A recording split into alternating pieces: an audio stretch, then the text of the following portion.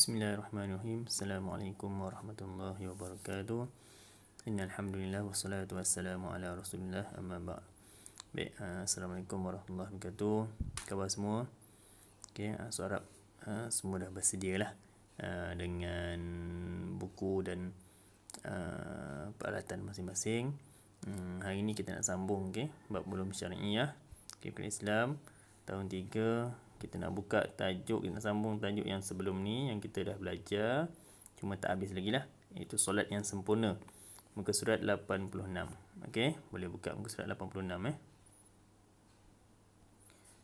Okey, muka surat 86, solat yang sempurna. Cuma yang depan kita dah belajar dah. Kita dah tahu, kisah ulang sikit lah kita dah tahu mengenai bagaimana cara solat yang sempurna. Okey, solat yang sempurna yang dilakukan oleh kita lah kayaknya, yang perlu dilakukan oleh kita, sebab solat ni merupakan perbuatan yang kita buat hari-hari, sehari 5 kali solat kan. Jadi kita perlu belajar mendirikan solat yang sempurna. Dan hari ni kita nak masuk perkara yang membatalkan, kalau ikut dalam maksud ni, menilai perkara yang membatalkan solat. Okey, baik, boleh tengok muka surat 88. Okey, perkara yang membatalkan solat. Baik, ada beberapa perkara yang membatalkan solat yang kita perlu ketahui. Okey, baik, kita tengok nota yang atas tu. Okey, muka surat 88 ni. Okey, nota yang atas tu, berulang-ulang menggerakkan anggota dengan sengaja 3 kali berturut-turut atau lebih. Ini antara perkara yang membatalkan solat. Sebelum kita tengok gambar, kita tengok yang atas yang warna biru tu. Maknanya kalau kita berulang-ulang menggerakkan anggota badan dengan sengaja berturut-turut selama ataupun sebanyaknya, lebih kurang sebanyak 3 kali pun dah batal. Nak garu-garu tu, garu sekali 2 kali dah lah, jangan sampai 3 kali. Melibatkan anggota-anggota yang besar sahaja, seperti kepala, badan, tangan dan kaki. Itu tengok gambar tu kan, dia angkat kaki tu sampai 2-3 kali angkat pula, tak boleh lah. Kan? 2 kali boleh lagi, 3 kali tak boleh. Okey, baik.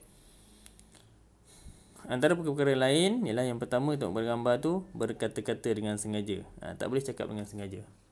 Okey, tak boleh cakap dengan sengaja. Contohnya, cakap, tengok dalam dialog tu, adik diamlah, kan?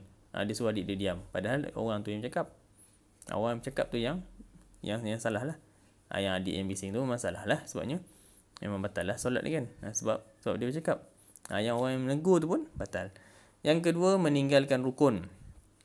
Rukun solat ada banyak kan, ada 13.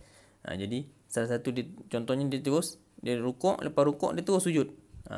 Dia tak i'tidal, dia tak bangun i'tidal dulu. Okey, itu salah.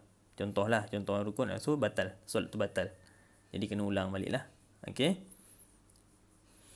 rukun yang lain contohnya tak baca Al-Fatihah kan. Lepas takbir Allahu Akbar, baca doa iftitah, Allahu Akbar kabirah sampai habis. Lepas tu terus rukuk ataupun terus rukuk, batal lah. Okey, tak baca tahiyat awal, tak batal. Tahiyat awal tu itu bahagian lain lah, itu sunat. Sunat ab'ad. Okey, sunat yang dituntut, itu nanti. Tak baca kunut pun tak batal. Okey, baik, seterusnya, terkena najis pada badan atau pakaian atau tempat solat. Najis terkena pada baju, contohnya tengah-tengah semayang, cicak berak kan, contohnya kan, ada berak cicak perasan, alamak, dekat sejadah pun sama lah kan, alamak, ada. So dengan automatiknya solat tu terbatal lah. Okey, ataupun paling tepatnya kalau kena terus ke anggota badan ataupun pakaian kan. Kalau ke tempat sujud tu mungkin kita boleh alih lagi lah kalau semayang sendiri. Tapi kalau kena pada pakaian atau untuk badan, tu batal lah. Dia tak berdosa, tapi kita kena ulang balik solat tu. Tak berdosa pun. Okey, cuma solat tu jadi terbatal lah. Baik, yang keempat, terbuka aurat dengan sengaja. Ni tak kira lelaki, tak kira perempuan. Okey, cumanya biasanya perempuan lah, sebabnya perempuan ni aurat dia lebih sikit. Jadi mudah sikit terbuka lah kan. Contoh tengah semayang, angin kuat, terbuka pula dia, terlekong kain telekong tu kan. Kalau tak sengaja, kalau angin kuat terus tutup, okey, tak apa, tak ada masalah. Tapi kalau sengaja kan, dah tahu angin kuat, dia pun dia pun sengaja tak tutup, tu batal lah. Okay, kena ulang balik. Seterusnya, yang kelima, makan atau minum. Tu dah confirm sembahyang, batal lah. Kan, makan dan minum ni semua Ustaz tak cerita lah kan. Makan minum gula-gula ke, kan, chewing gum ke, tak boleh. Yang seterusnya, yang keenam, ketawa hingga terkeluar suara. Contohnya ada orang buat lawak ke, buat sebab tu dekat sekolah Ustaz tak bagi nak kacau orang sembahyang. Ustaz marah orang kacau orang sembahyang tu, sebab bila kacau orang sembahyang boleh menyebabkan solat orang tu batal. Sebab dia ketawa ke, dia marah ke apa ke, terkeluar suara kan. Jadi batal lah sembahyang orang tu. Dan orang yang buat dia ketawa tu berdosa lah sebab dia kacau orang sembahyang. Kan? Okay. Baik, seterusnya yang ketujuh, hilang ingatan kerana gila atau pitam. Tiba dia ada penyakit ke apa, tiba dia pitam kan, ataupun dia pengsan dan sebagainya, tu confirm batal lah. Itu semua tahu kan. Sama macam puasa kan. Baik, yang ke-8, berpaling dada dari arah kiblat pun tak boleh. Berpaling kepala tak apa. Kepala terpaling terkejut kan. Contohnya adik tengah semayang dekat rumah, contohnya adik terkejut. Dia terkejut, terpaling kepala dia kan. Kepala tak apa, tapi kalau terpaling dada, tengok macam gambar tu, dia beralih dada dia, so batal lah. Automatik batal. Okey, kena ulang balik. Allah. Sekejap Baik, seterusnya yang ke-9, berubah niat. Ubah waktu atau jenis solat. Tiba-tiba patutnya sembahyang Zuhur, tiba-tiba dekat rakaat kedua dia ubah pula sembahyang Asar. Tak boleh. Dia kena batalkan balik sembahyang, bagi salam dan solat balik. Niat yang lain lah. Niat yang sebenarnya. Tak boleh ubah niat. Sembahyang aku ni sembahyang Zuhur ke Asar kan. Zuhur Asar tu okey lagi lah, mungkinlah sebab 4 rakaat kan. Tapi tak boleh lah kalau ni. Tapi kalau yang biasanya kadang Maghrib Isyak kan, ataupun Maghrib ke Isyak kan. Maghrib Isyak kan 3-4 rakaat kan. Tapi Zuhur Asar pun samalah, walaupun 4 rakaat tapi waktunya berbeza. So tak bolehlah niat yang berbeza. Okey, kalau waktu Asar niat sembahyang Asar lah. Jangan niat sembahyang Zuhur pula. Baik. Dan yang terakhir, berhadas. Hadas kecil atau hadas besar.